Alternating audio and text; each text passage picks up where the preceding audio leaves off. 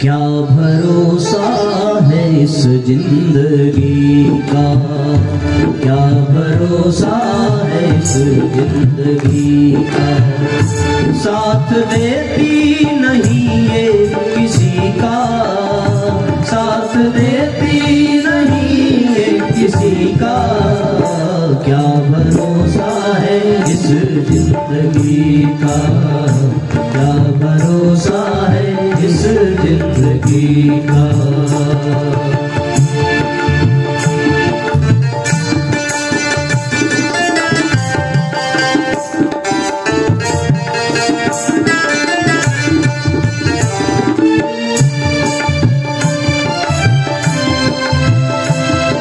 सभी भावपूर्वक तालियां बजाएंगे।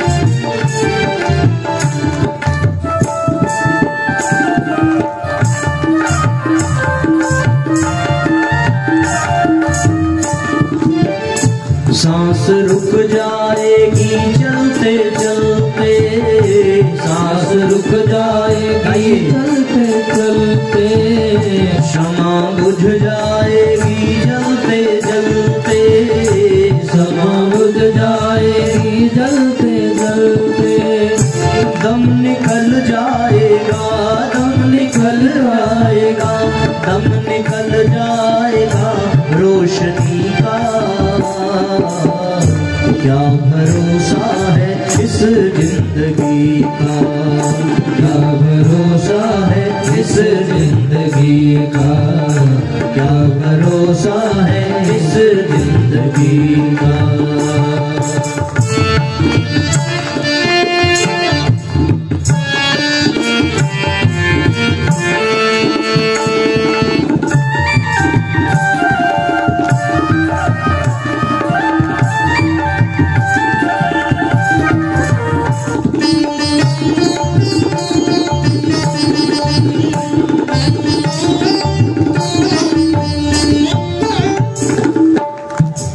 रहे ना मोहब्बत रहेगी, हम रहे ना मोहब्बत रहेगी। इंसान चला जाता है और उसके जो भाव हैं, उसके जो विचार हैं, उसका जो व्यवहार है, वो नहीं जाता, वो रुक जाता है, वो सदा सदा के लिए अमर हो जाता है। हम रहे ना मोहब्बत रहेगी, हम रहे ना मोहब्बत रहेगी। दास्तां अपनी दुनिया कहेगी, दास्तां अपनी दुनिया कहेगी। नाम रह जाएगा, नाम रह जाएगा, नाम रह जाएगा, नाम रह जाएगा, नाम रह जाएगा आदमी का। क्या भरोसा है इस जिंदगी का, क्या भरोसा है इस जिंदगी का। साथ देती नहीं ये किसी का, साथ देती नहीं ये किसी का। क्या भरोसा है इस जिंदगी का, क्या भरोसा है इस जिंदगी का। क्या भरोसा है इस जिंदगी का, क्या भरोसा है इस जिंदगी का।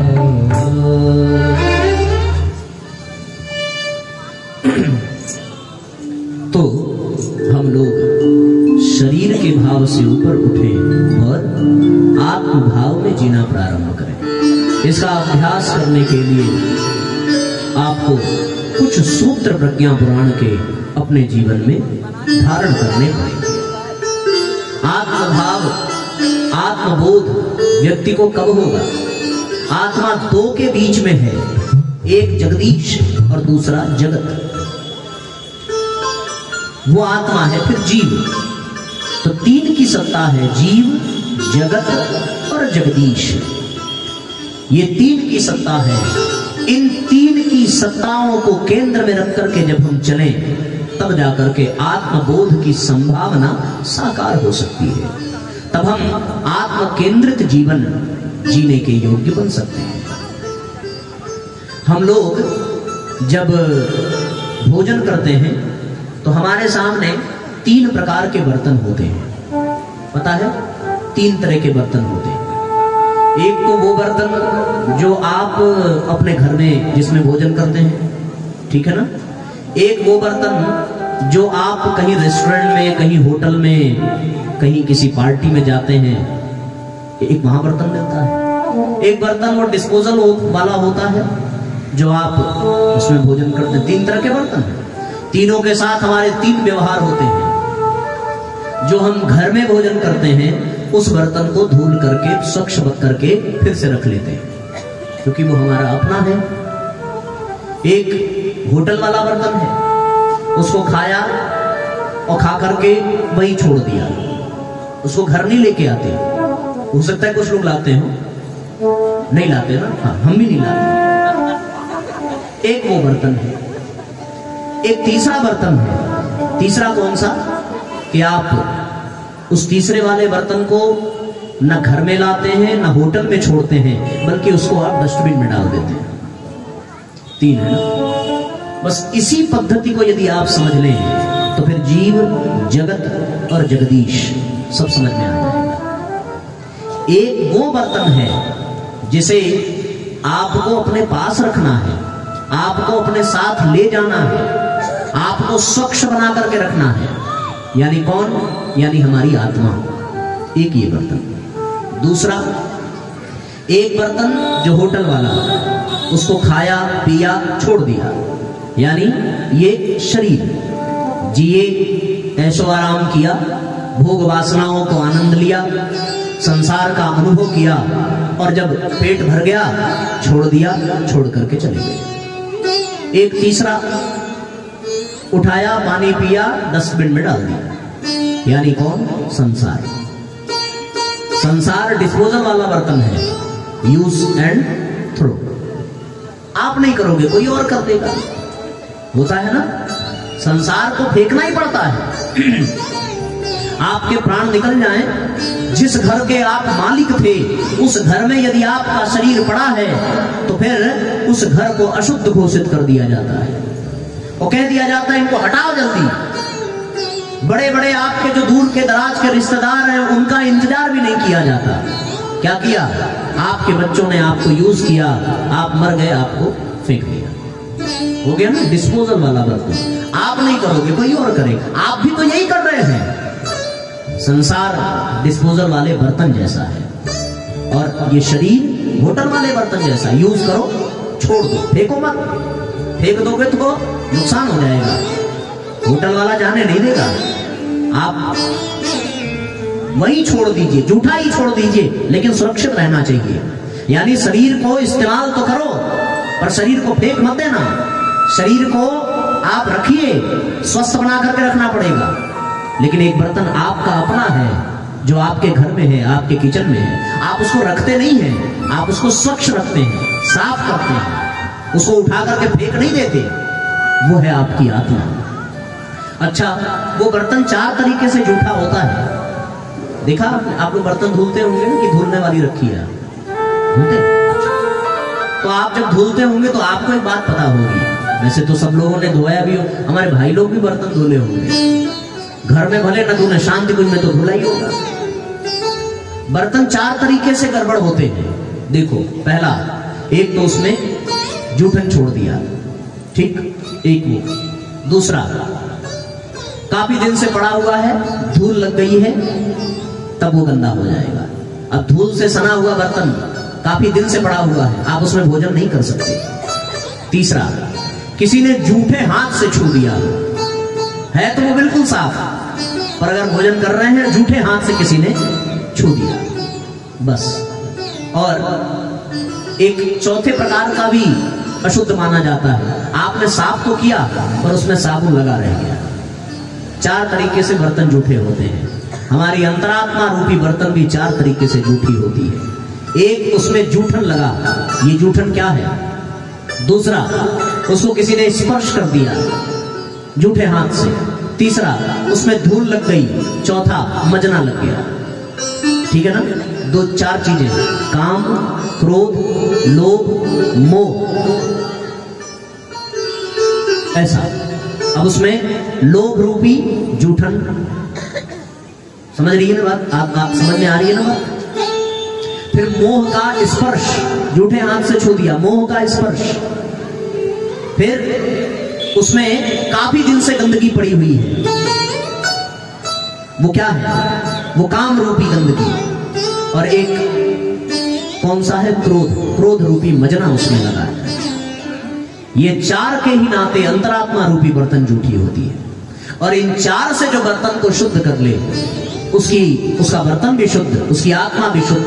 और फिर जब वो आत्मा परमात्मा के पास पहुंचती है तो फिर विशुद्ध भाव से वो परमात्मा का वर्ण करती है। यदि ये जूठन लगी रह गई, यदि ये गंदगी लगी रह गई तो बात बिगड़ जाती है। तो तीन प्रकार के बर्तन, और तीनों के लिए पूज्य गुरुदेव ने तीन सूत्र दिए।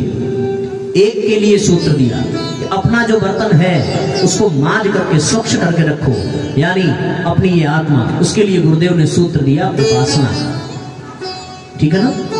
दूसरा, जो होटल वाला बर्तन था, यानी ये शरीर, ये मन, ये हमारी इंद्रियां, इसके लिए पूज्य गुरुदेव ने अगला सूत्र दिया साधना का। इसको साध करके रखना पड़ेगा, यानी ये होटल वाला बर्तन है, टूटना नहीं चाहिए, संभाल करके रखना पड़ेगा। और उसके बाद ये संसार जो डिस्पोजल वाला है, इसको अच्छे से उपयोग करो और उपयोग करके प्रेम से बाहर कर दो। उसके लिए गुरुदेव ने सूत्र दिया आराधना। तो ये उपासना, साधना, आराधना, ये तीन सूत्र जब जीवन में आ जाएं, तब हम आत्मबोध की ओर बढ़ते हैं, आत्मस्थ होकर के अपने जीवन को आगे ले चलते हैं। फिर हमारे जीवन के सारे संकट समाप्त हो जाते हैं, सारी समस्या तपस्या में बदल जाती है, सारा कष्ट आनंद में बदल जाता है। कब? जब हम अपने बर्तन को साफ कर लें, अपने मनोविकारों को मिटा दें, तब हम निश्चिंत होकर के यहां से विदा होते हैं और विदा होकर के आनंद पूर्वक परमात्मा की शरण प्राप्त करते हैं। यदि ऐसा हमने अपने जीवन में धारण न किया तो बड़ी कठिनाई हो जाती है। आप लोगों ने वो एक गीत सुना होगा, कैसे जाई पिया के नगरिया हो, चुनरिया में दाग लग गई। कैसे जाई पिया के नगरिया हो, चुनरिया में दाग लग गई। कैसे जाई पिया के नगरिया हो, चुनरिया में दाग लग गई। बैठल रोवेली गुजरिया हो, बैठल रोवेली गुजरिया हो, चुनरिया में दाग लग गई। चुनरिया में दाग लग गई। सब भाव को तालियां बजाइए, सब भाव से दोहराइए।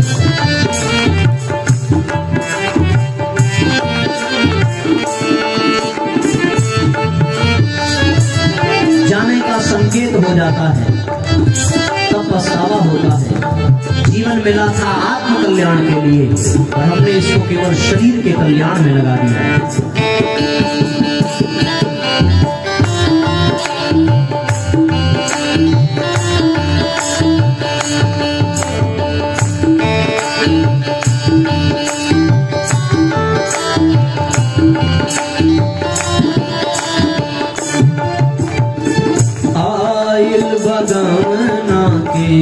हमरो सदेशवा आइल भगवना के, हमरो सदेशवा जाए के बहमरा के पियवा के देशवा, जाए के बहमरा के पियवा के देशवा।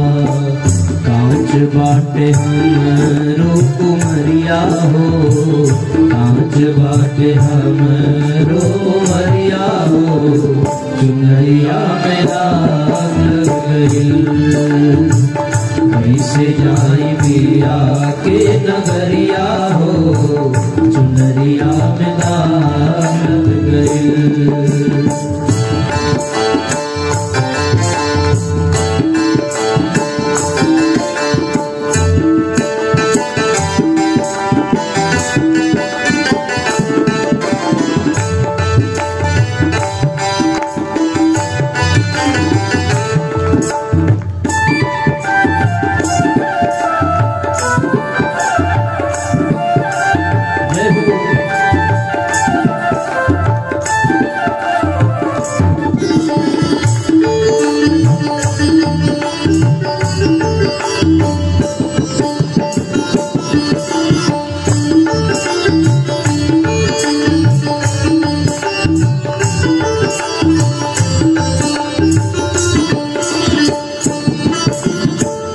नैहर में 4 गो यार बनवली, नैहर में 4 गो यार बनवली।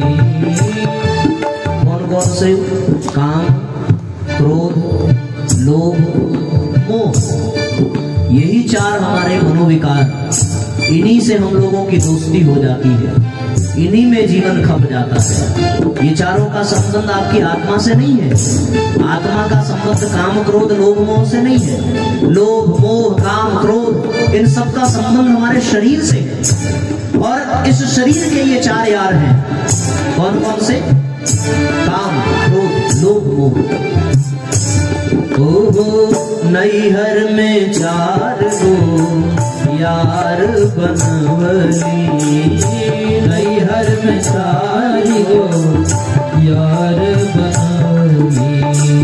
दिन रात ही नहीं से नैना लड़वली, दिन रात ही नहीं से नैना लड़वली। इनके सुतवनी से दरिया हो, इनके सुतवनी से दरिया हो, चुनरिया में दाग लग गई। कैसे जाए पिया के नगरिया हो, चुनरिया में दाग लग गई हो।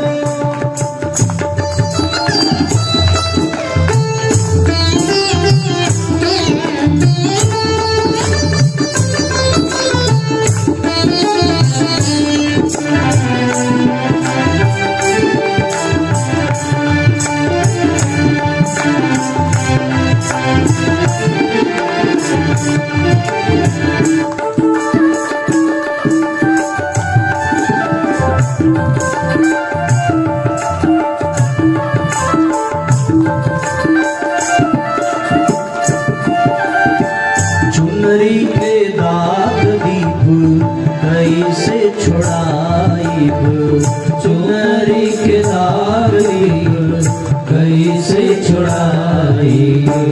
कैसे हम पियवा के मुहवा दिखाइब, कैसे हम पियवा के मुहवा दिखाइब। बरसे लाखिया के बदरिया हो, बरसे लाखिया के बदरिया हो, चुनरिया में दाग लग गई। कैसे जाए पिया के नगरिया हो, चुनरिया में दाग लग गई। कैसे जाए पिया के नगरिया हो, चुनरिया में दाग लग गई, चुनरिया में दाग लग गई, चुनरिया में दाग लग गई। बर्तन में जूठन लग जाए, दाग लग जाए, किसी के सामने ले जाने में संकोच लगता है।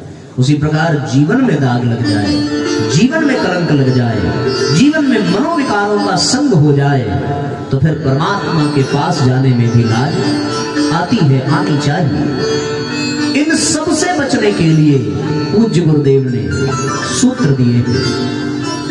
जीव जगत जगदीश, जगदीश को पाने के लिए उपासना, जीव को साधने के लिए साधना, जगत को समझने के लिए आराधना।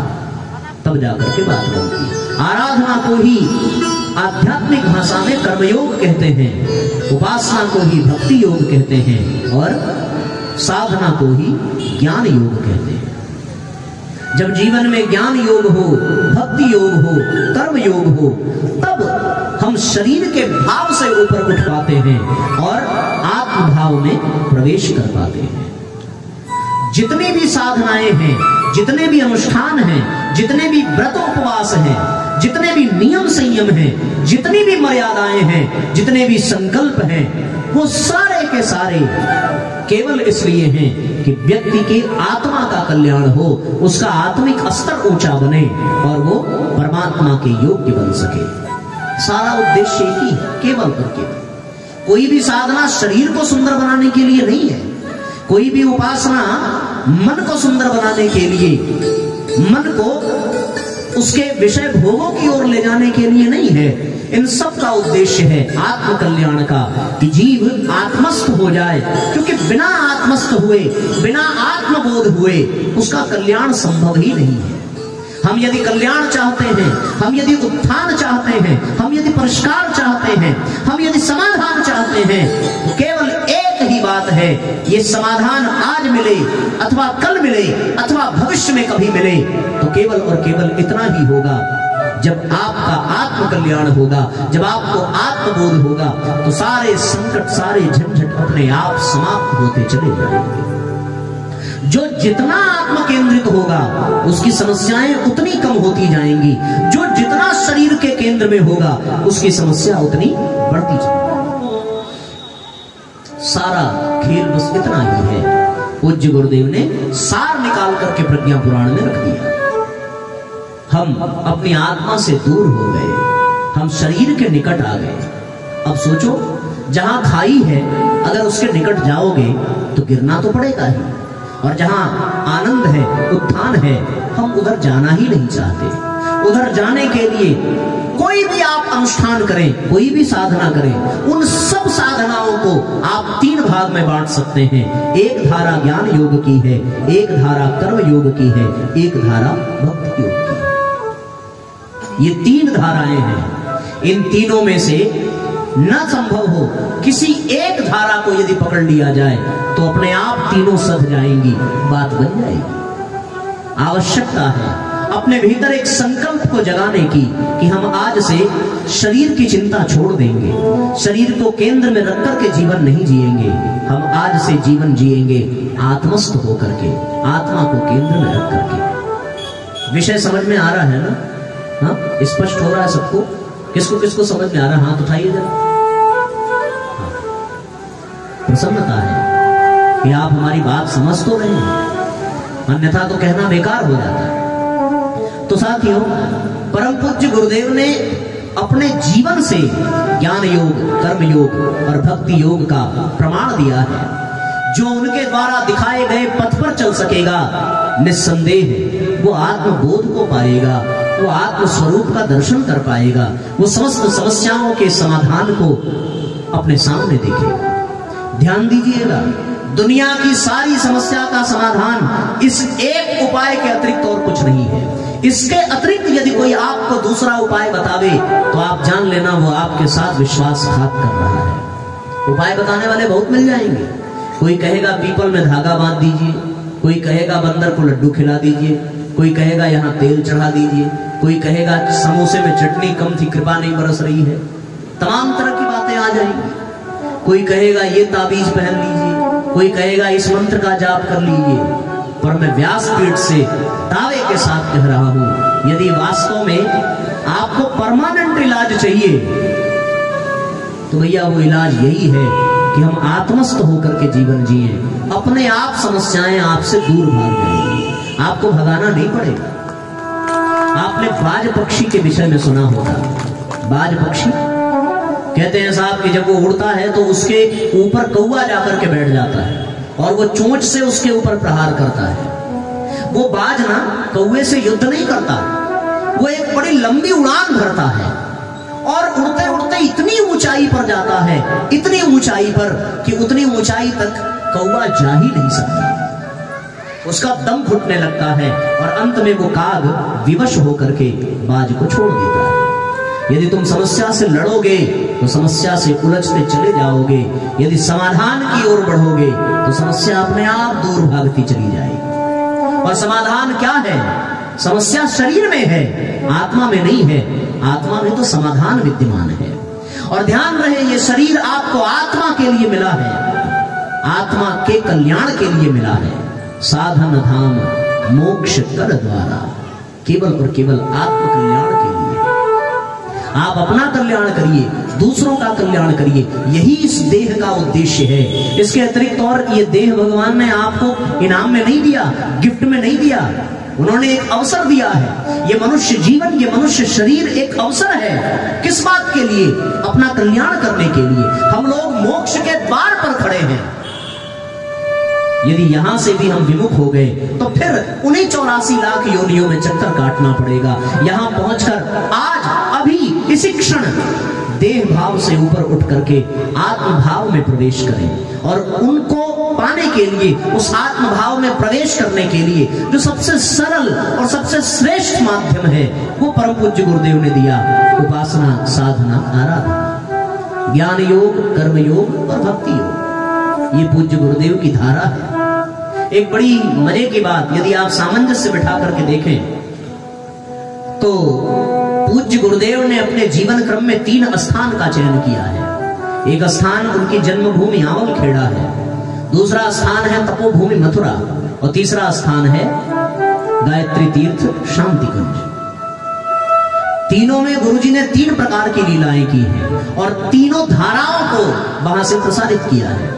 आंवल खेड़ा में पूज्य गुरुदेव ने कर्म योग को महत्व दिया है।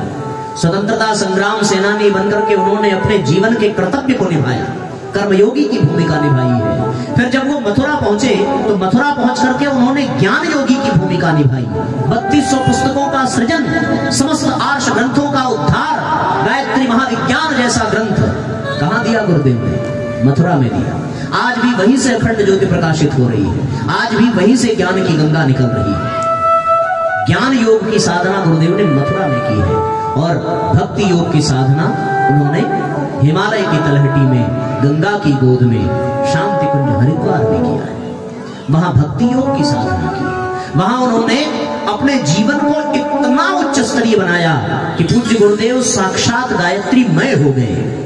गुरुदेव ने, कभी कभी होता है जो लीलाधारी सत्ताएं होती हैं वो कभी भावना के आवेश में बोलते बोलते कुछ ऐसा बोल जाती हैं कि पता लग जाता है कि वो साधारण नहीं है। गुरुदेव ने अपने उद्बोधन में बोलते बोलते एक बात कह दी। क्या कह दिया? कि बेटे, यदि मुझसे बात करनी हो तो माता जी से बात कर लेना, और यदि गायत्री माता से बात करनी हो तो मुझसे बात कर लेना। इसका मतलब क्या हुआ? इसका मतलब कि पूज्य गुरुदेव गायत्री मय हो गए। अब गायत्री में और गुरुदेव में कोई अंतर ही नहीं रह गया। भक्त और भगवान एक हो जाते हैं। यही तो भक्ति योग की पराकाष्ठा है, यही उपासना है, यही समर्पण है, यही योग है। दो का योग हो जाना ही समर्पण है। भक्त और भगवान का मिल जाना ही उपासना की सिद्धि है। ये पूज्य गुरुदेव ने जीवन से, और ये कहां घटित हुआ? ये शांति कुंज में घटित हुआ, गायत्री तीर्थ में घटित हुआ। वहां गुरुदेव गायत्री में विलीन हो गए। मथुरा में उन्होंने ज्ञान योग की साधना की। एक और बात मेरे मस्तिष्क में गूंजती है, इस युग में पूज्य गुरुदेव इस शरीर में आए, उसके पूर्व उनके 3 अवतार और उन्होंने बताए हैं कि पहले वो 13वीं शताब्दी में कबीर दास के रूप में इस धरती पर आए थे, फिर 16वीं शताब्दी में वो समर्थ गुरु रामदास बन करके आए, और फिर उन्होंने 18वीं शताब्दी में स्वामी रामकृष्ण परमहंस के रूप में जीवन लीला की है। इन 3 लीलाओं में भी यदि आप गहराई से चिंतन करें तो कबीर दास जी के जीवन में उन्होंने ज्ञान योग को महत्व दिया है। कबीर के दोहे, कबीर का सोरठा, कबीर की जो व्यंगात्मक शैली है, समाज की कुरीतियों को मिटाने की, समाज के अंधविश्वास और पाखंड को समाप्त करने की, वो ज्ञान योग की ही धारा है। और जब गुरुदेव समर्थ गुरु रामदास के रूप में थे तो उन्होंने कर्मयोग को महत्व दिया है।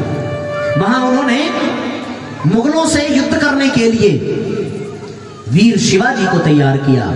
कहते हैं साहब 700 750 हनुमान मंदिर बनवाए और उतनी ही व्यायामशालाएं बनवाई और उतने ही योद्धा उन्होंने तैयार किए। ये कर्मयोगी की भूमिका है। और उसके बाद जब गुरुदेव स्वामी रामकृष्ण परमहंस के रूप में आते हैं तो इस बार उन्होंने ज्ञान योग को महत्व नहीं दिया, कर्म योग को महत्व नहीं दिया। महत्व इस बार भक्ति योग का था। भक्ति की चरमावस्था, साक्षात काली से बात करने की सामर्थ्य, साक्षात उस परम तत्व से संबंध बना लेने की सामर्थ्य। भोजन करावे तो वो पत्थर की मूर्ति भी भोजन करने लगे। यही तो भक्ति की पराकाष्ठा है। लेकिन जब पूज्य गुरुदेव का ये चौथा इस युग में जन्म होता है, पंडित श्रीराम शर्मा आचार्य के रूप में, तब उनके जीवन में कर्म योग भी दिखता है, ज्ञान योग भी दिखता है, भक्ति योग भी दिखता है। उनके जीवन में आराधना भी दिखती है, समाज की सेवा। उनके जीवन में साधना भी दिखती है, स्वयं को साध लेना। और उनके जीवन में आप उपासना भी दिखती है, गायत्री को दर्शन कर लेना, गायत्री में। ये गुरुदेव के जीवन की शैली है। और साथियों, ऐसी सत्ता के द्वारा रचित इस महाप्रज्ञा प्रज्ञा पुराण में हम सभी इस बात का श्रवण कर रहे हैं। कुछ दार्शनिक इस बात को भी कहते हैं कि भगवान राम ने जो सिखाया है वो अपने आचरण से सिखाया, भगवान कृष्ण ने जो सिखाया वो अपने आचरण से नहीं, अपने उपदेश से सिखाया है, अपने प्रवचन से सिखाया है। राम उपदेश नहीं देते, राम आचरण करके दिखाते हैं कि पिता के साथ कैसे रहना है, माता के साथ कैसे रहना है, पत्नी, भाई, मित्र, शत्रु सबके साथ कैसा व्यवहार होना चाहिए, ये उन्होंने आचरण करके दिखाया। पर बात बनती नहीं है। आचरण वही समझ सकता है जो गंभीर हो, जो विवेकवान हो। कुछ सामान्य स्तर के लोग आचरण की भाषा नहीं समझ पाते, उनको कहना पड़ता है तो वो कृष्ण अवतार में कहते हैं। पर कुछ ढीठ ऐसे होते हैं जो केवल कहने से भी नहीं मानते, करके भी दिखाना पड़ता है। तब वही सत्ता पूज्यवर के रूप में आती है, जो कहती भी है और करके दिखाती भी है। पूज्य गुरुदेव ने उपदेश से भी दिखाया और आचरण से भी दिखाया। यही ज्ञान योगी, कर्म योगी और भक्ति योगी की साधना। वो अपने आचरण से भी दिखा देते हैं कि जीवन को कैसे जीना है, और अपने उपदेश में भी बता देते हैं, अपनी लेखनी से भी बता देते हैं। ये पूज्य गुरुदेव की शैली। 3 धाराएं हैं, इन 3 में से किसी एक को पकड़ लिया जाए, ज्ञान योग, कर्म योग, भक्ति योग। इन्हीं के सहारे हम अपने आप को समझ सकते हैं, हम आत्मबोध के पथ पर आगे बढ़ सकते हैं, हम आत्मस्थ हो सकते हैं। अन्यथा तो बात बन नहीं पाई।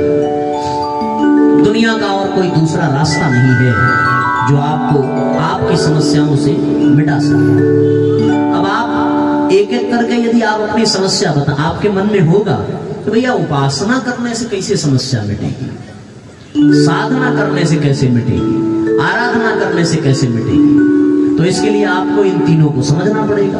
उपासना क्या है, साधना क्या है, आराधना क्या है। जब हम इन 3 को समझ जाएंगे, क्या समझेंगे, क्या समझेंगे। 5 बजे शुरू होना था, होते होते 6, सवा 6 बजे शुरू हुआ। अब घड़ी कह रही है जाने दीजिए महाराज, कल समझाइएगा। बहुत समझा लिए आज, अनुमति है, 8:30 बजने जा रहा है, चलने दिया जाए। ऐसा तो नहीं कि कल से अरे तो 8:30 बजे कह के 9 बजे तक फंसा दिए, जाए तब काली से ज्यादा नहीं करेंगे। ऐसा अगर ना हो तो हम थोड़ा, अब सारा तो नहीं हो सकता क्योंकि अपनी एक समस्या है। समस्या ये है कि हम किसी विषय को छू करके आगे नहीं बढ़ पाते। ऐसे लगता है कि हम आपके साथ भी अन्याय कर रहे हैं और अपने साथ भी। व्यासपीठ की ये जिम्मेदारी है कि कोई एक विषय उठे तो उसको गहराई तक श्रोता के हृदय में बिठा देना चाहिए। प्रयत्न तो अपना यही रहता है, गुरुदेव की प्रेरणा जैसे मिलती है वैसे क्रम चलता है। तो इसलिए हम फॉर्मेलिटी तो नहीं कर सकते कि बस जल्दी से उपासना भी बता दें, साधना भी बता दें, आराधना भी बता दें। क्या किया जाए, समय की अपनी सीमा।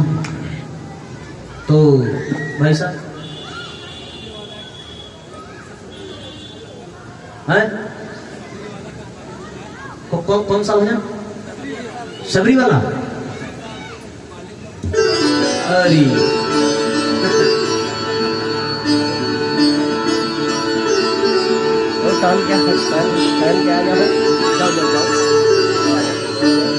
तो थोड़ी देर और चलने देते, अच्छा लग रहा है ना? क्यों, घर की चिंता तो नहीं सता रही है, शरीर में समस्या तो नहीं? आप लोग आत्म केंद्रित हो गए क्या? अरे क्या बात, तालियां बजाइए भैया। इतना जल्दी तो अर्जुन को भी लाभ नहीं मिला था, वो तो प्रश्न पे प्रश्न पूछे जा रहा था। कहते हैं साहब कितना 700-750 श्लोक सुनाना पड़ा अर्जुन को, तब जाकर के उसकी बुद्धि खुली। आप तो 1 घंटे में समझ गए, वाह आनंद। इसलिए भैया थोड़ी चर्चा आगे बढ़ाते हैं, विषय को आगे ले चलें।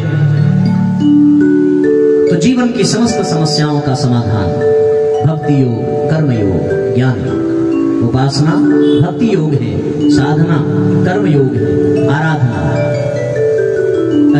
साधना ज्ञान योग है, आराधना कर्म योग। अब आप ही बताइए, तीनों की चर्चा तो हम आज करेंगे नहीं, कुछ कल के लिए भी रखा जाए।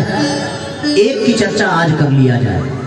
बताइए, उपासना की करें कि साधना की कि आराधना की, ज्ञान योग की करें कि कर्म योग की कि भक्ति योग की? जो आप आदेश करें उस एक विषय की विस्तृत चर्चा कर दें 15-20 मिनट में, और फिर आज के सत्र को विराम देंगे। जो बचेगा वो बिना आपकी मर्जी के हम कल अवश्य करेंगे, आप आएंगे चाहे नहीं। आज आप क्या जानना चाहते हैं, उपासना के बारे में कि साधना की कि आराधना की? हाँ, उपासना के बारे में कितने लोग जानना चाहते हैं? हाथ उठाइए जरा। जिधर संख्या ज्यादा होगी उसी पे हम चलेंगे फिर। अच्छा, नीचे करो भाई। साधना आई होगा आगे तो पूछना ही नहीं है। हाँ, चलिए ठीक, उपासना की चर्चा कर लेते हैं, भक्ति योग की चर्चा करते हैं और उसके बाद फिर सुना, ठीक है? उपासना, पूज्य गुरुदेव ने कहा जीवन में सबसे पहले एक क्रम होना चाहिए। किसका? भक्ति योग का। यद्यपि शास्त्रीय विधि के अनुसार जीवन में सर्वप्रथम ज्ञान योग आना चाहिए। ज्ञान योग आवे तब कर्म योग की स्थिति बनती है और कर्म योग की पराकाष्ठा ही भक्ति योग में प्रवेश दिलाती है। पर हम लोग चर्चा भक्ति योग से प्रारंभ करेंगे। आपकी इच्छा ऐसी है, उसी को साधने का प्रयत्न किया जाए। जो बच्चा है, छोटे से बच्चे, उनके मन में बड़ी जिज्ञासा होती है, वो ज्ञान योगी की भूमिका में होते हैं। मम्मी ये क्या है, इसको कैसे करते हैं? आप नहीं रहेंगे तो वो अकेले भी कुछ न कुछ उसमें दिमाग लगाते रहते हैं, वो ज्ञान योगी है। और फिर जब वही बच्चा ज्ञान योग से परिपक्वता की ओर बढ़े तो अब जब वो युवा हुआ तो अब वो कर्मयोगी बन जाता है, अब वो पुरुषार्थ करता है। और फिर वही कर्मयोगी जब धीरे धीरे बढ़कर के वृद्धावस्था की ओर जाता है तब उसमें संवेदना बढ़ने लगती है, भाव बढ़ने लगता है, समर्पण बढ़ने लगता है, तो अब वो भक्ति योग की ओर बढ़ता है। तो हम लोग सबसे पहले उसी भक्ति योग की चर्चा करें। भले ज्ञान की पराकाष्ठा कर्म में निरत करती है, कर्म की पराकाष्ठा भक्ति में निरत करती है। भक्ति सबसे अधिक प्रबल है, सबसे सस्ता तरीका है। ज्ञान योग का तात्पर्य है कि परमात्मा की उंगली पकड़ लेना, कर्म योग का तात्पर्य है परमात्मा के साथ बिना पकड़े चलना, और भक्ति योग का तात्पर्य है अपनी उंगली भगवान को पकड़ा देना। ये सरल है, भक्ति योग आसान समझ में आता है। इसीलिए भक्ति योग के पथ पर अधिक यात्री आपको मिलेंगे और वो सफल भी होते हैं। क्योंकि हम यदि भगवान की उंगली पकड़ें तो कभी कभार झंझावातों के आंधी तूफान में और उस प्रवाह में हो सकता है हम उनकी उंगली छोड़ भी सकते हैं। कर्मयोग के पथ पर जब हम भगवान के साथ कदम से कदम मिलाकर चलते हैं तो ये संभव है कि कभी प्रलोभनों में, कुसंस्कारों में हमारे पांव लड़खड़ा सकते हैं, हम फिसल सकते हैं। लेकिन भक्ति योग में जब हमने अपनी उंगली भगवान के हाथ में पकड़ा दी तब भगवान कभी नहीं छोड़ते, तब तक नहीं छोड़ते जब तक वो हमारा उद्धार नहीं कर देते। यही भक्ति है, यही उपासना। अपने आप को अपने इष्ट के चरणों में समर्पित कर देना, यही उपासना है। शुरुआत यहीं से होती है और परिणाम कहां से निकलता है, इसके परिणाम को भी आप समझिए। 3 तरह की चीजें होती हैं। एक तो ये कि ये सब कुछ भगवान का है, ये सब कुछ भगवान का है, ये कर्मयोग है, कर्मयोग का परिणाम है। जब आदमी कर्मयोग के पथ पर चलता है तो वो इस निष्कर्ष पर पहुंचता है कि यहां सब कुछ भगवान का है। और जब ज्ञान योग का शुभारंभ करके वो ज्ञान योग के निष्कर्ष पर पहुंचता है तब उसको ये पता चलता है कि ये भगवान का नहीं है, सब में भगवान है, इस निष्कर्ष पर पहुंचता है। और जब भक्ति योग के पथ पर चलकर वो अपने लक्ष्य पर पहुंचता है तब उसे इस बात का ज्ञान होता है कि ये भगवान का नहीं है, ये भगवान ही सब में नहीं है, बल्कि सब भगवान ही है। यही भक्ति योग, सब भगवान है, जड़ चेतन सब में परमात्मा को देखना, यही उपासना है, यही भक्ति योग है। सब में भगवान है, ये ज्ञान योग है। सब भगवान का है, ये कर्म योग है। और सब भगवान ही है, ये भक्ति योग है। इसी को उपासना कहते हैं। कण कण में परमात्मा को देख लेना, कण कण में, जन जन में भगवान का अनुभव कर लेना, यही उपासना है, यही भक्ति योग है। इसकी कुछ विधियां हैं, इसकी कुछ पद्धति है जिसके माध्यम से हम इस क्रम को आगे ले चलें। देखिए, सबसे पहले हमें जीवन में कुछ विधि अपना करके अभ्यास करने की आवश्यकता है। उपासना की विधि क्या हो सकती है? तो किसी भी विधि को करने के लिए कुछ चीजें, कुछ शर्त है। पहला, समय कौन सा होगा, स्थान कौन सा होगा, कितनी देर के लिए होगा, किस विधा से होगा, ये कुछ चीजें होती हैं। जैसे आपको भोजन बनाना है ना, तो भोजन बनाने के लिए पहले तो समय निश्चित करना पड़ेगा कि भैया हम इतने बजे आपको प्रतिदिन भोजन बनाएंगे। फिर उसमें विधि तय करनी पड़ेगी कि कौन सा भोजन बनेगा, किस विधि से बनेगा। फिर ये भी तय करना पड़ेगा कि कितनी देर में बनाएंगे। ये सारी बातें निश्चित करनी पड़ेंगी। उसी प्रकार उपासना कब करेंगे, क्रियात्मक इसका विवेचन है। उपासना कब करेंगे, कितनी देर करेंगे, किस तरीके से करेंगे, कहां करेंगे, ये चार चीजें आप, स्थान, समय, विधि और व्यवस्था, इसका एक क्रम होगा। भोजन कहां बनाएंगे, रसोई में बनाएंगे। उपासना कहां करेंगे, पूजा घर में करेंगे। कितनी देर करेंगे, भोजन जैसे 1 घंटे में बनेगा, उपासना के लिए कम से कम समय, मिनिमम जो समय गुरुदेव ने दिया वो 15 मिनट का दिया। कम से कम 15 मिनट उपासना में समय आपको देना ही पड़ेगा। ये इसका क्रियात्मक विश्लेषण है। दूसरा, किस विधि से करेंगे, जो विधि गुरुजी बता रहे हैं। और ये सारी बातें जब जुड़ जाती हैं तब जीवन में उपासना घटित होती है। ठीक है ना। तो एक, अब ये आपके ऊपर है कि आप कौन सा समय निर्धारित करेंगे।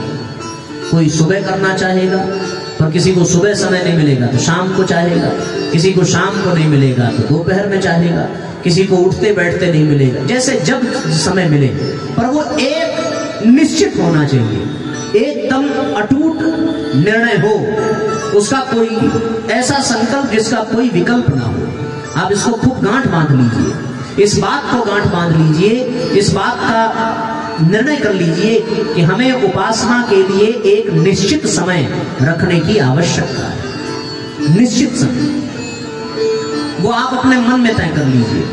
फिर ध्यान देना, वो जो समय आप निर्धारित करेंगे, फिर दुनिया की कोई ताकत आपको इधर से उधर नहीं कर सकती। ये जान लीजिए। किसी विषम परिस्थिति में भी आपका प्रयत्न ये होगा। मैंने ऐसे ऐसे साधकों को देखा है, सुना है कि अगर उनको उपासना का उनका समय हो गया और अगर वो स्टेशन पर ट्रेन पकड़ने के लिए हैं, तो उनके लिए उपासना इतनी सर्वोपरि है कि वो स्टेशन पर ही आसन बिछा करके और अपने उपासना को ठीक समय पर प्रारंभ करते हैं, ठीक समय पर विराम देते हैं। उनकी श्रद्धा ऐसी। एक सज्जन थे, मुझे नाम तो स्मरण नहीं आता, पर उनकी एक व्यवस्था थी। वो क्या करते थे कि यात्रा के दौरान जब स्टेशन पर पहुंचते थे और उपासना का समय हो गया, तो वो गायत्री मंत्र पढ़ करके जिस स्थान पर बैठना है उस स्थान के आसपास एक घेरा बनाते थे। उंगली से ही एक आकार दे दिया। अब उसी आकार में सारी सामग्री अपनी रख दी, इस भाव से कि अब इसमें कोई प्रवेश कर ही नहीं पाएगा, सामान को कोई छू ही नहीं पाएगा। इतनी श्रद्धा, इतना विश्वास, और नेत्र बंद करके उपासना प्रारंभ हुई। तो फिर पूछा था कि भैया ट्रेन यदि जाने का समय हो जाए तब?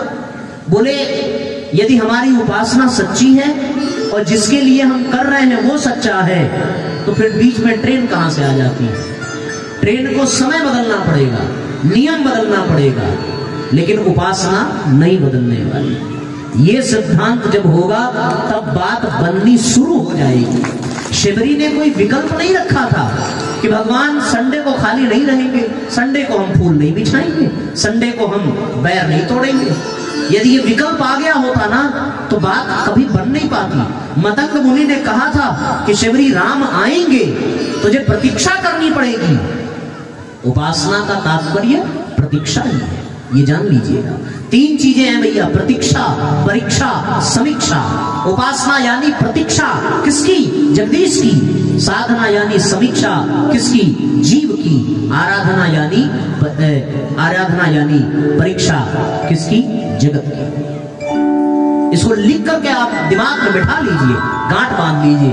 उपासना ऐसी शिवरी जैसी कि एक नियम बना लिया, अब दुनिया इधर से उधर हो जाए, उस नियम को तोड़ना नहीं है। यही सार है। इस एक बात को यदि आपने साध लिया तो फिर आप टूटे फूटे भी मंत्र बोल लो तो वाल्मीकि के तरीके से कल्याण होना निश्चित है। समय एक हो, उल्टा नाम जपत जग जाना, वाल्मीकि भय ब्रह्म समाना। कैसे? एक समय निर्धारित कर लिया। मैं आपको एक सच्ची घटना बताऊं, वृंदावन की घटना है। देखो नियम का पालन होता कैसे। हम लोग विकल्प ढूंढ लेते हैं, आज कर लिया चलो कोई बात नहीं, आज वाला बचा है कल कर लेंगे। इस तरह के जब विकल्प आ जाते हैं ना तो बात बिगड़ती चली जाती है। आज हमें अपने आप को विकल्प बिल्कुल नहीं देना है, एक संकल्प लेना है कि हम जो संकल्प कर लेंगे बात उसको निर्धारित करना पड़ेगा। एक सज्जन थे वृंदावन में, उनका एक नियम था, हो सकता है आपने ये घटना सुनी हो। नियम क्या था? नियम था कि वो केवल वही खाते थे जो वहां के संत लोग भोजन करके थाली में छोड़ते थे, दूसरा कुछ वो ग्रहण नहीं करते। जब भोजन सभी संत कर लेते और संतों का भोजन पूरा हो जाता, तब उनके जूठन थाली में जो बचता उसी को वो इकट्ठा करते और इकट्ठा करके वो उसको ग्रहण करते। विशेष बात ये नहीं थी, विशेष बात ये थी कि उसको ग्रहण करने से पहले उस जूठन को भी वो भगवान को भोग लगा करके खाते। ये बड़ी विशेष बात। प्रतिदिन का नियम रहता कि रात शाम हुआ, संतों ने भोजन किया, उठा करके पत्तल फेंका, उन पत्तलों में से इकट्ठा किया, उसको प्रसादी के भाव से भगवान को भोग लगाया, उसके बाद उसको ग्रहण किया। ये क्रम चलता रहा, कई वर्ष चला। अब आप सोचो, नियम टूटना नहीं चाहिए, एक बन जाए। और ये आसान है, कठिन नहीं है। ये हमने अपने जीवन में करके देखा, अभी आपको बताएंगे। अगर कठिन होता तो हम बताते ही नहीं। हमारी कथा इसीलिए लोगों को अच्छी लग रही है कि वो कहते हैं बड़े सरल तरीके से बता देते हैं। पता नहीं सरल इसलिए लगता है क्योंकि हम जब करके देखते हैं कि हारी ये तो बड़ा आसान है, तो फिर बता देते हैं। आपको भी आसान लगेगा, कठिन नहीं है। आप ये सोचेंगे कि अरे तो बच्चों का टिफिन बनाना, ये है वो है, यहाँ जाना वहां करना, अरे शादी है आजकल तो लगन चल रही है, ऐसे वैसे कैसे बन पाएगा। नहीं, ऐसा होता ही नहीं है। जिस चीज के लिए आदमी ठान ले, दुनिया सारी इधर उधर हो जाए, वो उसको छोड़ता नहीं। आप जान लीजिए, अगर आपका पैर टूट जाए, आप कितने भी बड़े बिजनेसमैन हो, कितना भी बड़ा आपका नुकसान हो रहा, टूटा पैर लेकर के आप बिजनेस करने नहीं आएंगे। आपको जाना पड़ेगा हॉस्पिटल, एडमिट होना ही पड़ेगा। आपका सारा काम एक तरफ, इलाज एक तरफ। क्यों? क्योंकि आपने उसको महत्व दिया, उसके बिना काम नहीं चलेगा। वही हाल है जब ये उपासना ऐसी हो जाए कि उपासना के बिना जीने को मन नहीं करता, तो फिर उपासना ही सर्वश्रेष्ठ हो जाएगी और दुनिया भी जान लेगी तो उस समय आपको परेशान नहीं करेगी। हमारा अनुभव है, हम प्रतिदिन रात में 8 बजे स्वाध्याय कराते हैं। जिन लोगों को जान है, क्या किसी को पता है? रात में 8 बजे ऑनलाइन दैनिक स्वाध्याय यूट्यूब पर कराते हैं। आपको पता है? आप विश्वास नहीं करेंगे। एक ने निमंत्रण दिया कि नहीं आपको आना ही है, आना ही है। हमने कहा आ तो जाएंगे पर हमारा स्वाध्याय का समय हो जाएगा। बोले हम आपको कमरा दे देंगे। हम कहे ठीक है आप कमरा दे देंगे, पर जो शादी में डीजे बज रहा है उसका क्या होगा? आपको यकीन नहीं होगा, पता नहीं, हो सकता है कर लें आप, पर व्यासपीठ पर बैठा हूं। उन्होंने 8 जब बजा तो उनके जो विवाह में गाने बज रहे थे, डीजे बज रही थी, बारात के स्वागत की तैयारी, सब बंद हो गया था 8 से 8:30। और उन्होंने स्वाध्याय कराया। क्यों कराया? क्योंकि वो जान गए कि दुनिया इधर से उधर हो जाए, इनका स्वाध्याय 8 बजे से 1 मिनट भी इधर उधर नहीं होने वाला। हमने ऐसे स्वाध्याय को बनाया। आज उसका 1263वां दिन है। कितना दिन है? 1263 दिन। हम एक बार कहीं यात्रा में थे और गाड़ी ट्रैफिक की वजह से घर नहीं पहुंच नहीं पाए, 8 बज गया। हमने रोड के किनारे गाड़ी लगाई और इसी पैर पर खड़े होकर के स्वाध्याय, क्रम नहीं टूटा।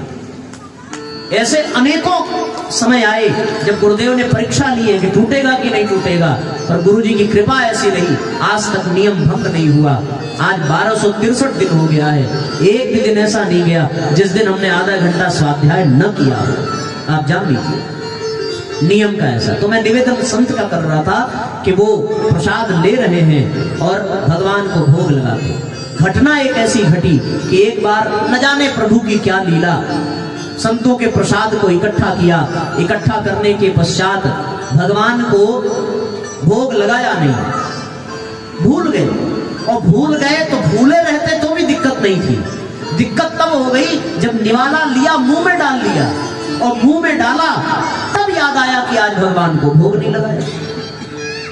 अब मामला ये फंसा। भगवान ऐसी परीक्षा लेते हैं, बड़े कौतुकी होते हैं ईश्वर।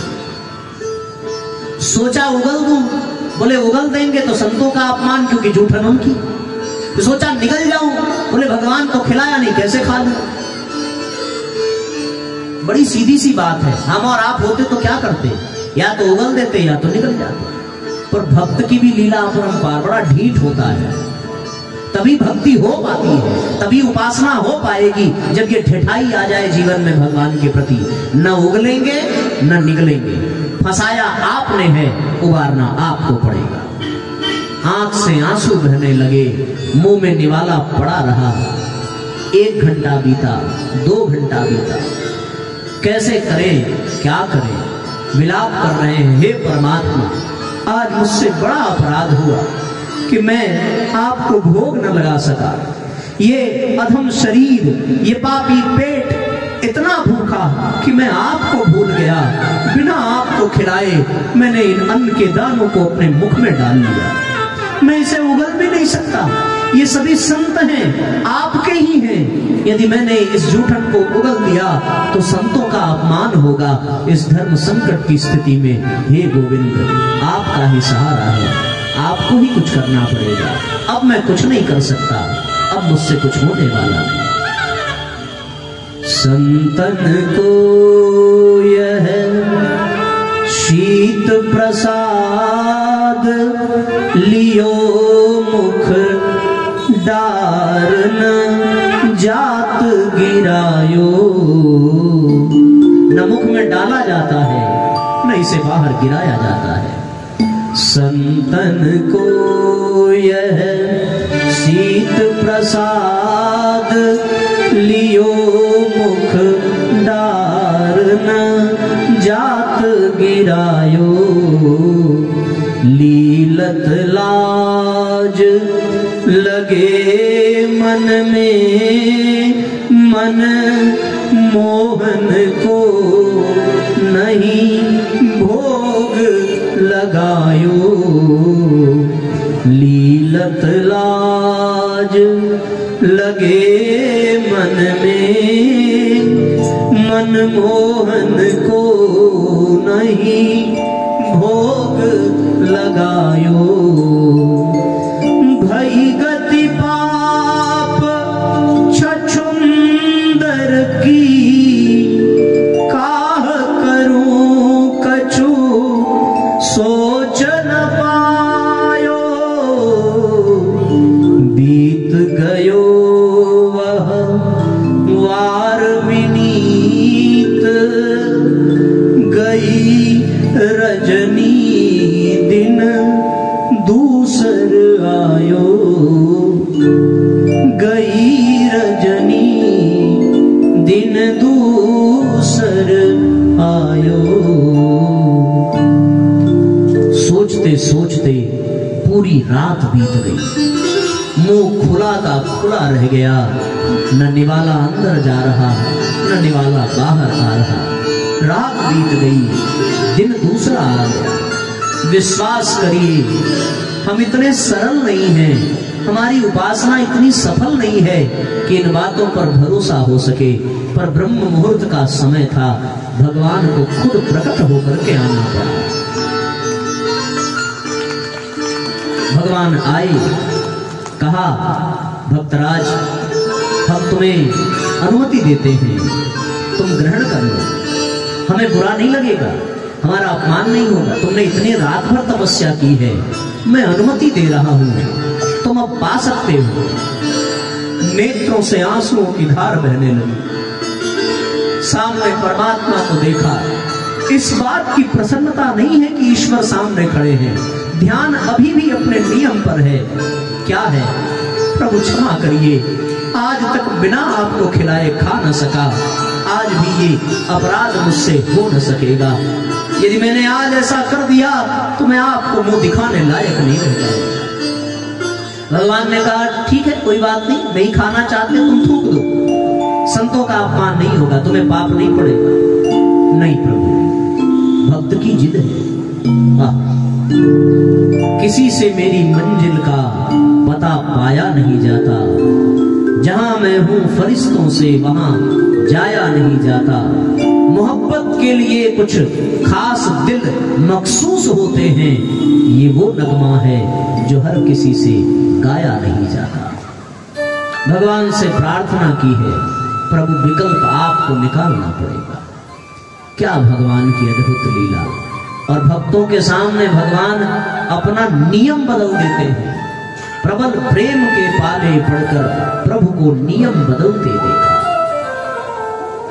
प्रबल प्रेम के पाले पड़कर प्रभु को नियम बदलते देखा। प्रभु को नियम बदलते देखा। अपना मान टले टल जाए, अपना मान टले टल जाए। भक्त का मान न टलते देखा। भक्त का मान न टलते देखा। जिनकी केवल कृपा दृष्टि से सकल सृष्टि को पलते देखा। उनको गोकुल के गोरस पर सौ सौ बार मचलते देखा। सौ सौ बार मचलते देखा। प्रबल प्रेम के पाले पड़कर प्रभु को नियम बदलते देखा। जिनके चरण कमल कमला के, जिनके चरण कमल कमला के कल कल से न निकलते देखा। उनको ब्रिज करिल कुंजों के कंटक पथ पर चलते देखा। वन वन यूं ही भटकते देखा। जिनका ध्यान बिरंची शंभो सनकादिक से न संभलते देखा। उनको बाल सखा मंडल में लेकर गेंद उछलते देखा। लेकर गेंद उछलते देखा। जिनकी बंक भ्रिकुटी के भय से सागर सप्त उबलते देखा। उनको ही यशोदा के भय से अश्रु बिंदु दृग ढलते देखा। अश्रु बिंदु दृग ढलते देखा। भगवान बार बार कहते हैं, उगल दो निगल दो। भक्त की जिद है। प्रभु ने नियम बदल दिया। और नियम क्या बदला? भक्त का मुख खुला रहा, नेत्र से आंसू बहते रहे, दोनों हाथ जोड़कर प्रार्थना करता रहा। प्रभु को कोई रास्ता न सूझा। मुख में हाथ डाला है और हाथ डाल कर निवाला निकाला। भगवान ने उसको पहले ग्रहण किया, बाद में उस भक्त ने ग्रहण किया। नियम ऐसा हो तो भगवान भी नियम बदल देता है। इसको भैया उपासना कहते हैं। ऐसा समर्पण होना चाहिए कि हम जो नियम बना लें उसको जीवन में कभी टूटने न दें। ऐसा नियम जब बन जाता है तब शबरी की प्रतीक्षा सार्थक हो जाती है। ऐसा नियम जब बन जाता है तब सुदामा की तपस्या सार्थक हो जाती है। इसलिए भैया शबरी के तरीके से कैसी प्रतीक्षा होनी चाहिए, सुदामा के तरीके से ऐसी तपस्या होनी चाहिए, तब जाकर के बात बनती है। प्रभु जी के रहिया रोज निहारल करीला, निहारल करीला। प्रभु जी के रहिया रोज निहारल करीला, निहारल करीला। तुलसी के चौरा जाके सांझ सवेरे दियना बारल करीला। तुलसी के रहिया रोज निहारल करीला, निहारल करीला।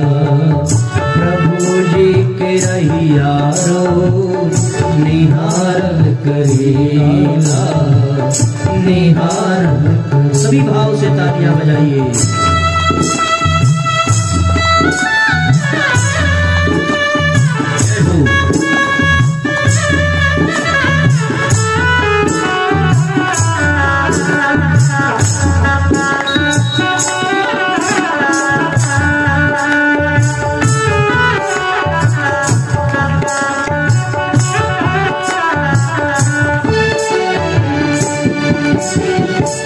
राघव राघव रोज रटीला, उनके नाम के माला जपीला।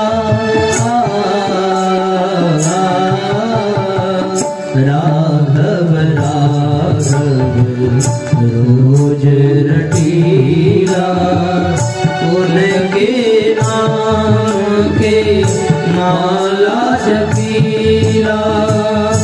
बिहनवा हम तक उतारत करीला, प्रभु जी के रहिया रोज निहारल करीला, निहारल करीला। ऐसा संकल्प हो, ऐसी तपस्या हो, तब उपासना सकती है।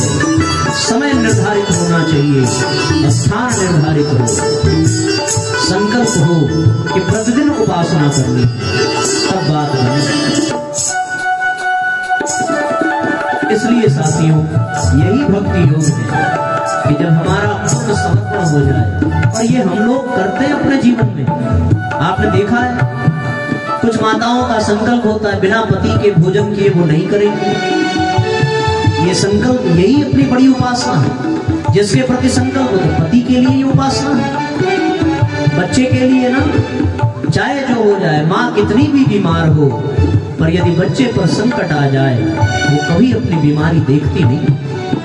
ये क्या है? समर्पण है। किसके प्रति? बच्चे के प्रति है। बस बात बदलनी पड़ेगी। जो समर्पण पति के लिए था, जो समर्पण बच्चे के लिए था, वही समर्पण अपने गुरु के लिए हो जाए, अपने भगवान के लिए हो जाए। बस यही उपासना हो जाए, बात बन जाए। यही सच्ची उपासना। कितना दर्द होता है, अनुभव तो किया नहीं है, सुना है। प्रसव पीड़ा को बर्दाश्त करना यानी दूसरा जन्म लेने के बराबर। मृत्यु को स्पर्श करके वापस आने की बात हमारे लोग कहते हैं, पर उतनी कठोर पीड़ा को सहने के बाद भी जब वो माँ अपने बच्चे का मुखमंडल देखती है तो उसके चेहरे पर हंसी की एक बयार बह जाती है। इतना दर्द सहकर भी मुस्कुराने की क्षमता यदि माताओं में है तो फिर उनसे उपासना क्यों नहीं बन सकती? ये सबसे हो सकता है। उपासना यानी पास बैठना, पास बैठना, पास बैठने की कला हो जाए, बस उपासना हो जाती। उप यानी पास में, आसन यानी बैठना। हम प्रतिदिन भगवान के पास बैठने लगे। मत जानिए किसी मंत्र को, मत किसी विधि में फंसिए। वो विधियां हमें बेचैन करती हैं। भगवान को विधियों से मतलब नहीं है, भगवान को भाव से मतलब है। उपासना भाव से होती है। आज तक आप कैसे करते रहे आप जानिए। कोई अगरबत्ती लगाता होगा, कोई धूप लगाता होगा, कोई घी के बाती करता होगा, कोई तेल की बत्ती जलाता होगा, कोई ये प्रसाद चढ़ाता होगा, कोई वो प्रसाद चढ़ाता होगा। इन सब से भगवान को कोई लेना देना नहीं। आप सत्य जानिए, न अगरबत्ती का धुआं भगवान तक पहुंचता है, न फूल की महक भगवान तक पहुंचती है, न प्रसाद की गंध भगवान तक पहुंचती है, न दीपक की लौ भगवान तक पहुंचती है। यदि कुछ पहुंचता है तो आपका भाव पहुंचता है। वो भगवान भाव का ही भूखा है। भाव का भूखा हूं मैं, बस भाव ही एक सार है। भाव से भज ले मुझे तो भव से बेड़ा पार है। भाव बिन सुनी पुकारे मैं कभी सुनता नहीं। भाव से एक फूल भी वो तो हमें स्वीकार है, वो तो हमें स्वीकार है। हम लोग जो उपासना करते हैं बड़ी गड़बड़ करते हैं, बहुत। आप लोग करते होंगे उपासना, प्रसाद चढ़ाते, दीपक जलाते। जरा सोचो, क्या उस दीपक जलाते समय आपका भाव क्या था? आपने आरती उठाई होगी, उसमें कुछ रुई की बत्ती डाली होगी, और अब आप उसमें घी डालने जा रहे हैं। आजकल ठंडी का मौसम है, घी जमा हुआ है, चम्मच से उठाया और उठा करके गिराने लगे, तब तक भग से एक चम्मच पूरा गिर गया।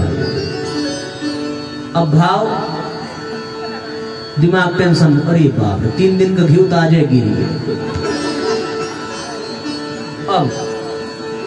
अब टेंशन शुरू, निकाले तो पाप लगेगा। भगवान की तरफ देखे, देख तो नहीं रहे, देख तो रहे, कैसे घी निकाले? भाव नहीं पहुंचा भगवान तक।